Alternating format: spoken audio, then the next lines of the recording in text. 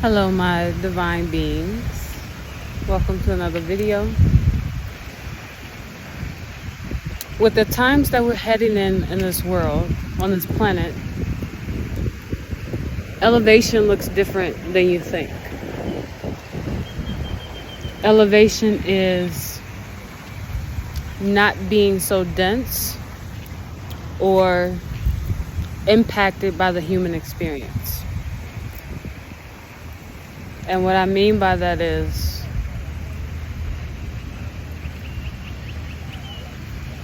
humans are dense. That's the root chakra vibe, family vibe, community vibe. It's the first chakra in our body. One of the first main chakras in our body, besides our hands, our feet. We have many chakra centers or energy centers running through our body and around our body. But the root chakra is the most dense chakra. And when you're in the root chakra, it's all about being a physical being. But our dimension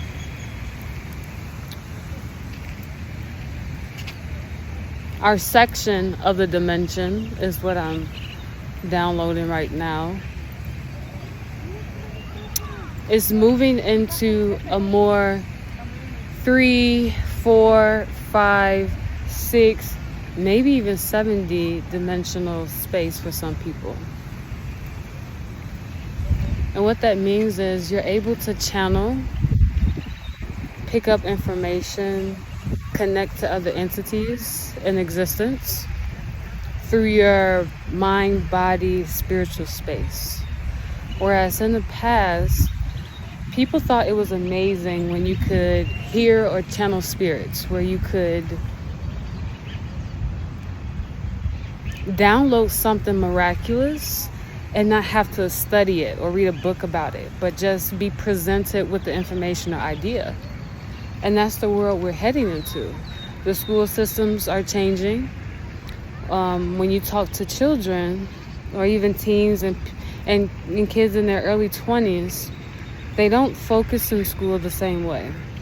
And we think it's the child's problem, but if it's happening as a collective for our younger generations, then it's not an issue, it's a statement. It's a revolution. They have, in a sense, our younger generation has surpassed the older generation in terms of intelligence. Because the older generation was very dense. They had to be growing up in the 1900s. It was a challenging time. Even in the 1800s and beyond that, it was the last 2,000 years since we entered this Piscean age, the age of religion, the age of Jesus Christ. It's all about religion, fears, imprisonment. And so that's a lot of what you saw. Slavery in many senses. Like you have slavery that happened to the black culture that was brought here to the Americas. You have slavery that happened with the Jewish community.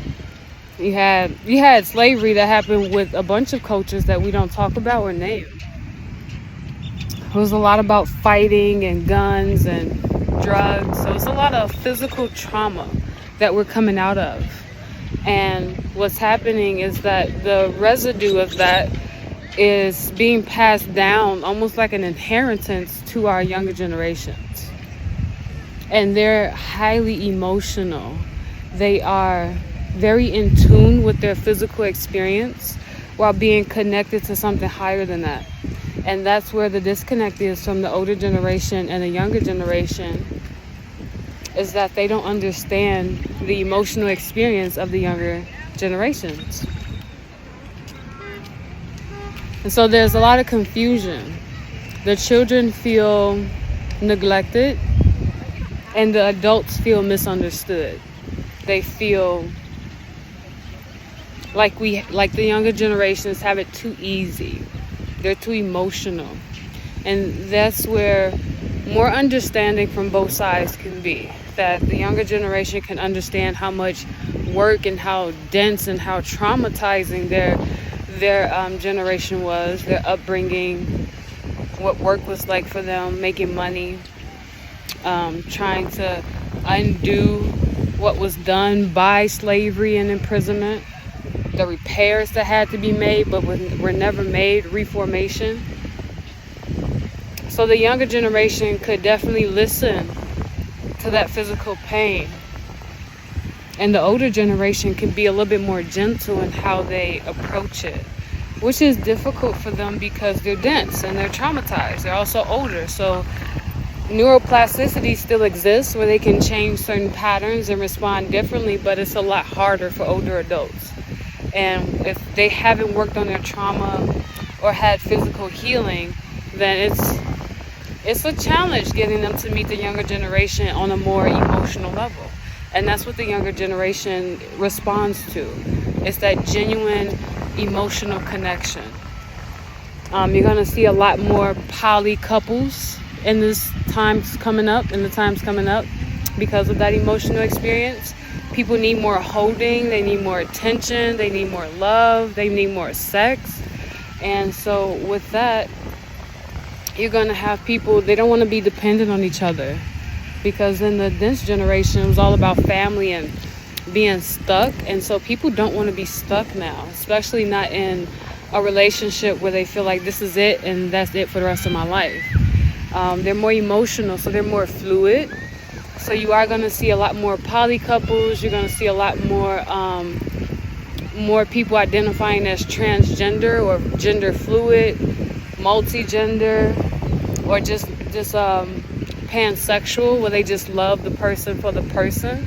That's rising highly in the younger generation. It's like the community is growing at a large scale, and it's really scaring the older generations because they come from a religious background where that goes against what God, in their opinion, has to say about that. But what we really need to explore is who made these rules, these amendments, these commandments in the Bible, the Quran, whatever religion you subscribe to, which you could be spiritual and religious at the same time. Like some people have a Christian association while being spiritual. Some people have a Mormon association while still attaching to spiritual association. So it just depends on the person. And what we have to do is really look at who created these things, and it was humans. Humans are not perfect and we make mistakes. Also, we come from an imprisonment age where people wanted to trap you. They wanted to control you. That's what it was about. Bosses, control, CEOs, wardens. But you can see right now all of that stuff is breaking down. People are creating their own jobs, their own careers that they can do at home. They don't want to work for people. The hierarchy mindset has been demolished. We don't want to be under someone else's control. And the younger generation definitely is not going for that. Though they're young, so they want to be taught, but they're looking for that teacher that doesn't want to control them or be over them. They're looking for a teacher that has structure, but is also providing space for individuality. And so we may think that this younger generation is getting a little less intelligent. That's only because their intelligence looks different. Intelligence from back in the day looked like your cerebral cortex, your prefrontal cortex, your executive functioning. But now the intelligence looks like your reptilian brain, your occipital lobe, your parietal lobes, your limbic system inside of your brain, which is your emotional brain. We're operating out of our entire brain, and we're operating out of our entire body. People are more physical now. So they have access to more information. They have access to more the connections, the ether around them, the vibrations around them. So though the older generation, they had to read and really research and learn how to do things to gain their intelligence, this generation is just picking it up by feeling the universe, by feeling the vibration, by feeling their spirits, by talking to their spirit guides, by talking to spiritual leaders. And they're actually advancing pretty fast, and it can be scary because this is a time in the world where we're asking people to slow down. It's just like, in what area? Which is a topic for another exploration. But that's what's going on in the world right now, is the idea that we really have to look at transformation and reformation. Our kids need holding. They need to be loved. It's not a joke. They're not being babies. They're not just complaining. They're really feeling these emotions in their body at a scale and a capacity that our older generation has not really experienced because they were so dense.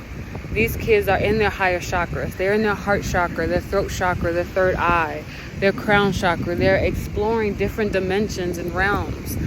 They even have access to more drugs. They have access to more technology and information.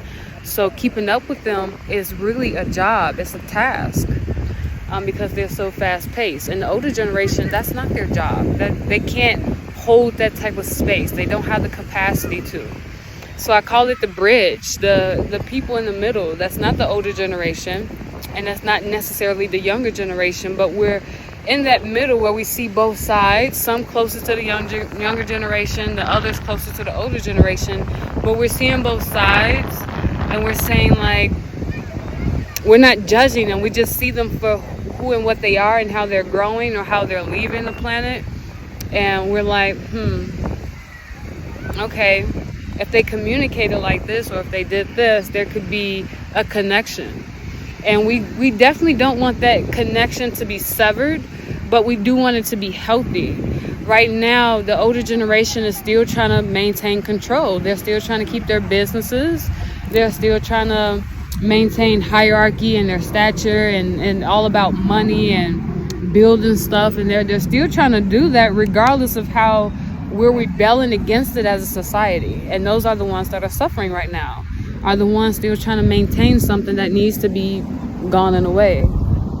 And our younger generations, they're really about relationships and love and their sexual experiences, their physical experiences, the healing that needs to happen in their body. And then also a big question that's coming up for the younger generation is why? Why is all of this happening? Why did I have to go through this? Why did my parents have to go through this? Why is this happening to the world? So remember that the older generation is leaving. They don't have to deal with what we have to deal with when they're gone. The world is still going to be here, and we still have to repair what's being broken. Or we still have to look at and educate ourselves of what's new and popping up now. And that's work. And the older generation feels done. They're relaxed. They're saying their job is done. They're processing their lives, which is great. Also, we still need that connection, because if they leave off, when you die, and again, these are my opinions and how I'm channeling my gift and my knowledge that comes to me. When you die, your soul is met by your soul family on the other side.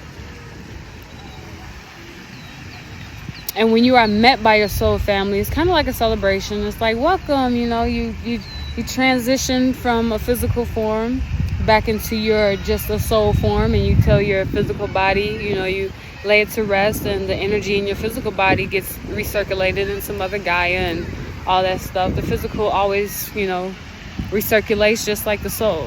But the soul comes out, and it almost in a sense replays the life that it had in your physical body. And at that point, that's when you're reflecting, did I fulfill my archetypes? Did I fulfill my soul contracts? Did I fulfill my purpose that I came into this life to do? And as you're replaying your life, you're like, oh, and I was supposed to do this and that. Oh, and that happened. Like, what was my focus? And I was getting lost here, and I stayed on track here, and I accomplished this and that. So it's kind of like you almost see like a movie of your life at that point. And it's really interesting to think about. You can look more into that if you go to Gaia. If you have Gaia, it's like an app or a platform that really talks about the extraterrestrial spiritual sciences, and it's really, really interesting of how things are brought together. And some of this information in these documentaries, I too myself was downloading before I even watched them. And that's how I know these kids are growing in intelligence at a rate that needs to be monitored and met, so that they don't get lost, because you can easily get lost. Like the dimensions, when you enter your your crown chakra space, your third chakra space, and the chakras beyond that, you can get so lost. There's so much information, and we're used to being on this physical planet where there's an end. There's not an end up there. It's just, it's a never-ending space. And so that's why we got to keep our kids safe, because they cannot deal with the emotional neglect on this planet. And so they are being more individualistic and taking more control over their healing. But that we need safety around that. We need monitoring and parameters and structure around that to keep them safe. And so we do need this connection.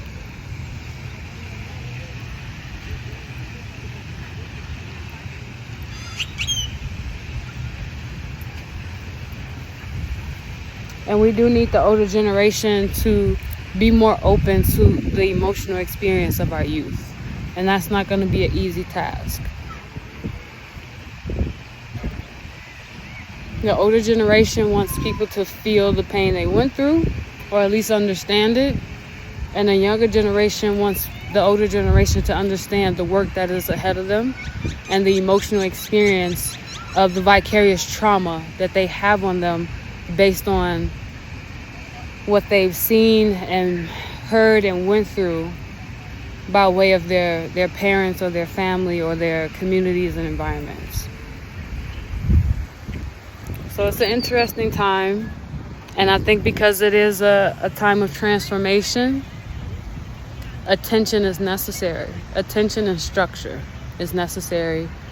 Also an open mind to not judge either side, but to try to reach for some understanding. Also with discipline. Don't let people just pull you, or, it's a lot of ideas out there. And we have to create a space where we can bring different communities and generations together, different cultures together with respect. That's the pivotal moment, or the pivotal point of the survival of our society, or survival of the human race.